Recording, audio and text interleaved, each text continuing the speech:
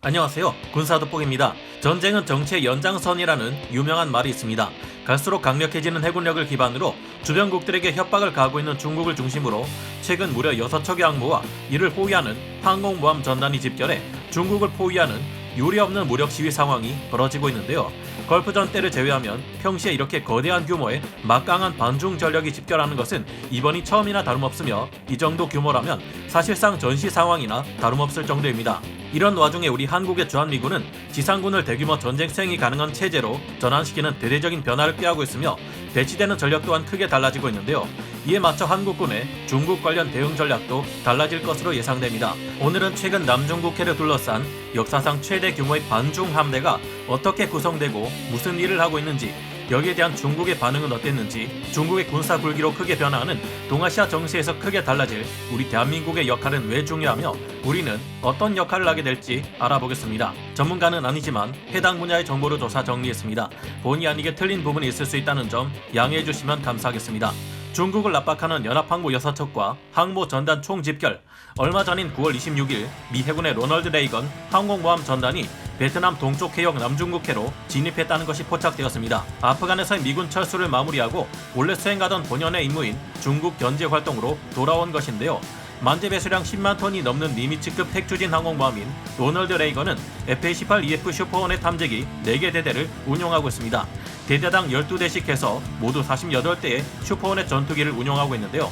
여기에 EA-18G 그라울러 전자전대 1개 대대를 운용하고 있으며 E-2D 조기경보 통제기 1개 대대, 대잠 헬기인 MH-60S 시호크 2개 대대, MH-60R 1개 대대 또한 운용하고 있어 중국의 산둥항모 전단 따위와는 비교할 수 없는 어마어마한 전력이라 할 수 있습니다. 그리고 9월 20일 미 본토에서 급히 출격한 또 다른 니미츠급 항공모함인 칼 빈슨 항공모함 전단이 대만의 동쪽 바시 해협 북쪽에서 마지막 자치를 남긴 후 종적을 감춘 상태입니다. 평시와 달리 이만한 항모 전단이 항적을 감췄다는 것은 무언가 실제 작전에 돌입했다는 것을 뜻한다고 밖에 볼 수 없는데요. 미 해군의 칼 빈슨 항공모함은 5세대 스텔스 전투기 함재기 버전인 F-35C를 1개 대대 운용하고 있으며 F-18EF 슈퍼호넷 전투기를 3개 대대나 운용하고 있습니다. 물론 여기에도 EA-18G 그라울러 전자전대 1개 대대가 운용되고 있으며 E-2D 조기경보 통제기 1개 대대 또한 운용되고 있습니다.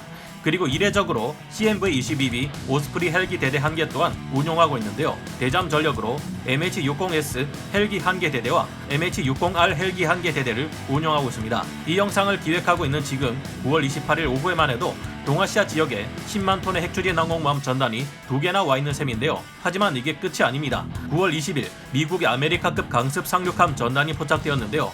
여기에는 F-35B 스텔스 전투기 1개 대대와 MV-22B 오스프리 헬기 1개 대대가 운용되고 있습니다. 또한 AH-1Z 바이퍼 공격 헬기 1개 대대가 운용되고 있는데요. 여기에 다른 나라의 함대 전력이 추가로 집결하고 있습니다. 역시나 미국과 투철한 동맹인 영국의 퀸 엘리자베스급 항공모함 전단이 9월 27일 괌에서 정비를 마치고 출항하는 사진이 공개되었는데요. 퀸 엘리자베스급 항공모함은 미 해병대의 F-35B 대대 1개, 영국 공군 F-35B 대대 1개를 합쳐 약 20여 대의 함재 전투기를 운용하고 있으며 대잠 헬기 전력으로 멀린 헬기 2개 대대, 와일드캣 헬기 1개 대대 또한 운용하고 있습니다. 여기에 호주가 운용하는 후안 카를로스 1세급 강습 상륙함 중 하나인 캔버라 강습 상륙함과 이를 호위하는 호위 전단까지 합류해 신속한 상륙 작전을 진행하려는 것인지 의심케 합니다. 캔버라급 강습 상륙함에는 1200여 명의 병력이 탑승하고 있으며 MRH-90 기동 헬기와 타이거 ARH 공격 헬기 10여 대가 함께 운용되고 있는데요. 이를 호위하기 위해 안자크급 방공 호위함 한 척 또한 따라붙었습니다. 그리고 일본 해상자위대 2세 전대 또한 이들 반중 함대에 합류했습니다. 일본 해상자위대의 휴우가급 헬기 구축함의 입원함인 2세함은 만재 배수량 18,000톤의 헬기 구축함으로 우리 해군의 독도급 강습 상륙함과 비슷한 체급을 가지고 있는데요. 일본 해상자위대가 발표한 바에 따르면 2세함은 미 해군과 합동훈련을 하러 나가는 중이라고 합니다. 2세함은 경납고에 최대 11대 헬기를 보관하는 것이 가능한데요. SH-60C 호크를 독자 개발한 헬기인 SH-60K 대잠 헬기를 3대 운용하고 있으며 다목적 헬기인 AW101의 소해형 모델인 MCH-101을 한 대 운용하고 있습니다. 이세함은 자체적인 대수상 전투 능력은 강하지 않지만 뛰어난 성능의 소나와 아스록 대잠 미사일, 이를 운용하는 대잠 헬기, 어뢰 등을 잔뜩 채워넣고 있어 대잠 전투 능력은 해상 자위대 내에서도 최고 수준으로 알려져 있습니다. 중국을 적으로 두고 함께 싸우는 안보동맹인 쿼드의 가입국인 미국, 호주, 영국, 일본 4개국의 함대가 모두 모인 이 거대한 항모 전단은 항공모함과 강습 상륙함 등을 합쳐 무려 6척의 항공모함을 가지고 있는 어마어마한 규모인데요. 항모는 항상 이를 호위하는 항모 전단과 함께 다닌다는 점, 그리고 미 본토에서 증원된 알레이버크급 구축함인 스톡데일함이 합류했다는 점을 생각해 볼 때 이 거대 반중 함대에서 호위함의 숫자는 최소 20척에서 25척 이상일 것으로 보입니다. 그리고 겉으로는 보이지 않지만 수중에서 이들의 호위를 막고 적 잠수함을 탐지 및 격파할 핵추진 공격 원잠 또한 최소 6척 이상은 되지 않을까 생각되는데요. 자신의 앞바다를 돌아다니는 이 어마어마한 대규모 함대 앞에 중국에서도 가만히 있을 수는 없었는지 소극적인 저항을 보였습니다. 반중 연합함대에 대응해 중국은 산둥 항모 전단을 출격시키고 9월 26일 일부 공역을 비행 금지 구역으로 설정했다는데요. 이곳에서 미사일 훈련을 진행할 계획이니 아군 미사일에 맞지 않도록 아군 항공기들에게 이쪽을 피해가라는 지시를 내린 것입니다.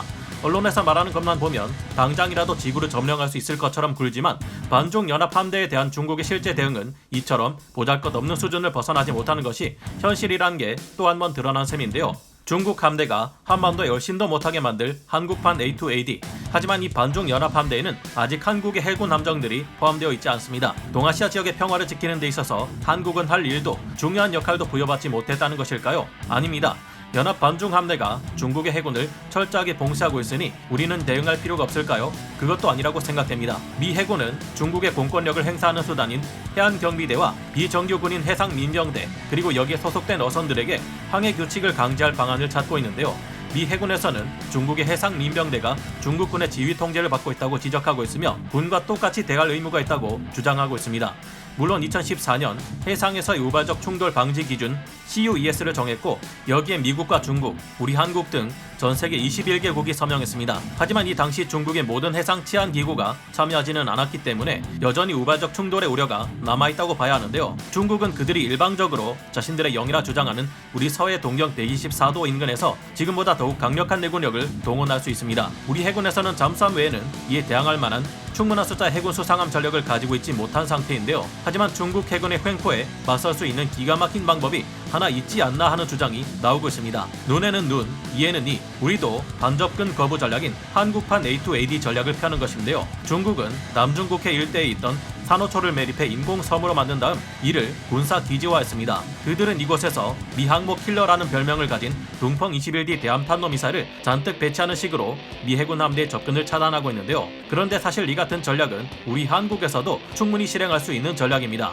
우리 한반도 주변의 서해와 남해에는 수많은 섬이 산재해 있는데요. 이 섬에 우리 한국군 또한 강력한 대함 미사일을 잔뜩 배치해 중국 해군의 항모 전단이 접근할 엄두를 내지 못하게 하는 것입니다. 이미 우리는 현무2를 대함탄도 미사일인 ASBM으로 개량하려는 움직임을 보이고 있는데요. 현무2C가 가진 사정거리가 800km라는 점을 생각해보면 우리가 서해와 남해의 섬들의 다수의 현무 ASBM을 배치할 경우 동중국해, 황해, 남해로의 접근을 효과적으로 거부하는 한국판 A2AD 전략을 성공적으로 수행할 수 있을 것이 예상됩니다. 2017년 6월 23일 많은 사람들의 참관하에 진행된 현무2C 시험 발사에서는 해상에 떠있는 작은 점표적을 완벽하게 명중시키는 모습을 보여주었는데요.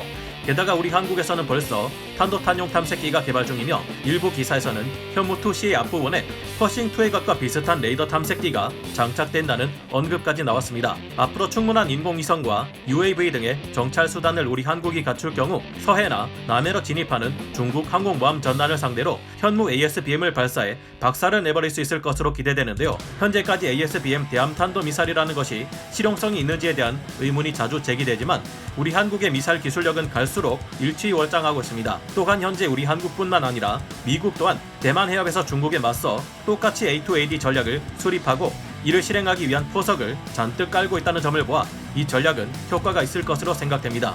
이제는 미 해병대도 이판사판 가리지 않는지 기존의 상륙전 교리를 과감하게 버리고 작은 섬을 점령한 후 이를 기반으로 컨테이너화된 대함 미사일까지 도입하고 있는데요. 이제까지 미군이 이런 식으로 무기를 무기가 아닌 것처럼 숨기는 경우는 없었는데 이쯤 되면 이제 정말 눈에 뵈는 게 없다는 것 아닐까 싶습니다.